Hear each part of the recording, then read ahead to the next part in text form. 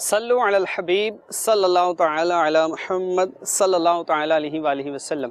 میٹھے میٹھے اسلامی بھائیوں اور مدنی چینل کے ناظرین، عیبدار جانوروں کی تفصیل جن کی قربانی نہیں ہو سکتی۔ ایسا پاگل جانور جو چرتا نہ ہو، اتنا کمزور کہ ہڈیوں میں مغز نہ رہا ہو۔ اس کی پہچان یہ ہے کہ کمزوری کی وجہ سے جو جانور کھڑا نہ رہ سکتا ہو، اس کی قربانی نہیں ہو سکتی۔ اندھا یا ایسا کانا جانور جس کا کانا پن ظاہر ہو۔ اسی طرح ایسا بیمار جانور کہ اگر اسے چارہ بھی دکھائیں تو نہ کھائے۔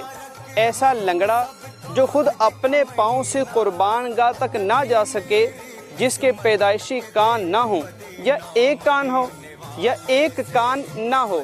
وحشی جانور، جنگلی جانور جیسے نیل گائے، جنگلی بکرا وغیرہ، ان کی قربانی بھی نہیں ہوگی۔ اسی طرح جلالہ یعنی جو صرف غلیظ کھاتا ہو، اس کی قربانی بھی نہیں ہوگی۔ خنثی مخنث جانور جس میں نر اور مادہ دونوں کی علامتیں ہوتی ہیں۔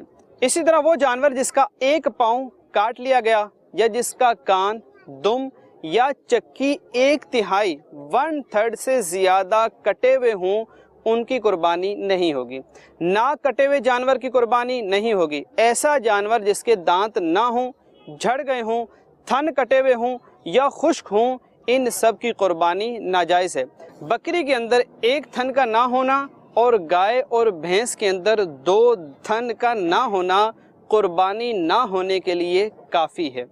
جس جانور کے پیدائشی سینگ نہ ہوں، اس کی قربانی جائز ہے، لیکن اگر سینگ تھے مگر ٹوٹ گئے اور جڑ سمیت ٹوٹے ہیں تو ان کی قربانی نہ ہوگی۔ البتہ اگر اوپر سے ٹوٹے ہیں، جڑ سلامت ہے، ان کی قربانی ہو جائے گی۔ صلو علی الحبیب صلی اللہ تعالی علی محمد صلی اللہ علیہ وآلہ وسلم۔